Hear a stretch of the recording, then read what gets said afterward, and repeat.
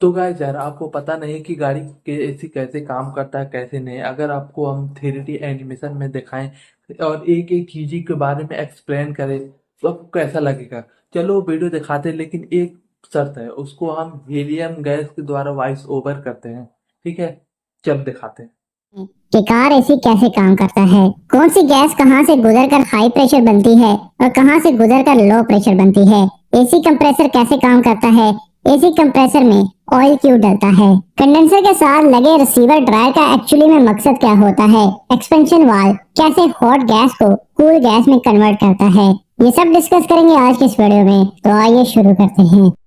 पहले AC system में use होने वाले पार्ट्स को देख लेते हैं। एसी सिस्टम में आपको फ्रंट में गाड़ी के बम्पर के पीछे कंडेंसर मिलेगा, कंडेंसर कूलिंग फैन मिलेगा। कंडेंसर के साथ रिसीवर ड्रायर लगा होता है। इसके दो फंक्शंस होते हैं। पहला, ये एक फिल्टर की तरह काम करता है, यानी एसी सिस्टम के पार्ट्स को जोड़ते वक्त या इसमें गैस फिल अप करते वक्त जो मॉइस्चर यानी नमी एसी सिस्टम में दाखिल होती है, ये उसे अब्जॉर्ब कर लेता है और एसी गैस से फिल्टर कर लेता है।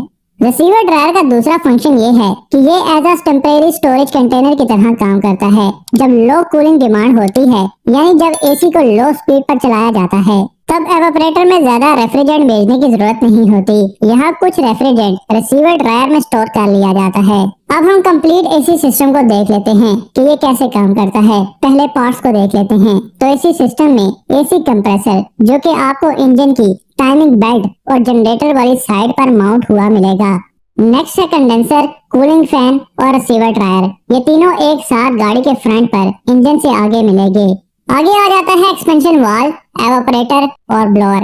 एवापोरेटर और ब्लोअर गाड़ी के डैशबोर्ड के अंदर मिलेंगे और एक्सपेंशन वाल्व एवापोरेटर के साथ जुड़ा हुआ ही मिलेगा ज्यादातर गाड़ियों में। वर्किंग की बात करें तो जब एसी के बटन को ऑन किया जाता है तो यहाँ से इलेक्ट्रिकल सिग्नल जाता है एसी कंप्रेसर को। कंप्रेसर एक रबर बेल्ट के साथ इंजन की क्रैंक के साथ घूम रहा होता है।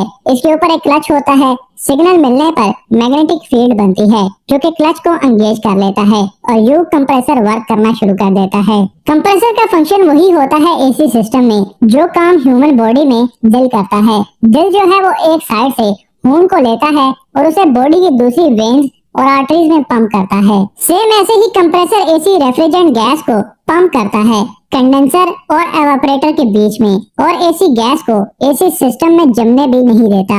एसी कंप्रेसर में पिस्टन जो मूव हो रहे होते हैं, इनमें फ्रिक्शन यानी रगड़ को कम करने के लिए लुब्रिकेंट ऑयल यूज किया जाता है। इसके साथ ये ऑयल कंप्रेसर की हीट और कंप्रेसर में मौजूद रबर सील्स को लीक होने से बचाता है। एसी कंप्रेसर रेफ्रिजरेंट गैस को आगे कंडेंसर में भेजता है। यहाँ इस गैस का टेम्परेचर 100 सेल्सियस और प्रेशर 18 बार होता है। कंडेंसर में गैस के जाने पर कूलिंग फैन एसी गैस को ठंडा करके इसको 45 सेल्सियस टेम्परेचर पर ले आता है और 17 बार प्रेशर हो जाता है। कंडेंसर से गुजरने के बाद एसी गैस लिक्विड फॉर्म में कन्वर्ट हो जाती है, जो कि रिसीवर ड्रायर से होकर आगे एक्सपेंशन वाल्व की तरफ जाती है। अब जो एक्सपेंशन वाल्व है, ये गैस के टेम्परेचर को 45 सेल्सियस से 10 सेल्सियस पर ले आता है। पर ऐसा होता कैसे है? अचानक टेम्परेचर इतना गिर कैसे जाता है? तो होता कुछ ऐसे है कि जब हाई टेम्परेचर और high pressure refrigerant gas expansion valve के छोटे से होल से यानी सुराख से बाहर निकलती है तो वो एक्सपेंड यानी फैल जाती है। जब ये हाई प्रेशर रेफ्रिजरेंट फैलता है तो इसका प्रेशर कम होने की वजह से टेम्परेचर भी नीचे आ जाता है। नेक्स्ट ये कूल रेफ्रिजरेंट एवापोरेटर में जाता है, जो कि डैशबोर्ड के अंदर लगा होता है। इसके आगे ब्लोअर फैन लगा होता है। ब्लोअर फैन की हवा एवापोरेटर से गुजरकर ठंडी हो जाती है। रेफ्रिजरेंट एवापोरेटर से होकर वापस एक्सपेंशन वाल्व में जाता है और एक्सपेंशन वाल्व से आगे वापस एसी कंप्रेसर की तरफ जाता है और ये साइकिल यूं ही चलती रहती है। Expansion valve AC refrigerant pressure sensor, AC compressor solenoid और एसी में गैस कैसे फिल की जाती है, इस टॉपिक पर अलग से वीडियो बनाई जाएगी। अगर दोस्तों वीडियो अच्छा लगे तो लाइक करना और सब्सक्राइब जरूर करना। मिलते हैं नेक्स्ट वीडियो में, तब तक के लिए बाय बाय।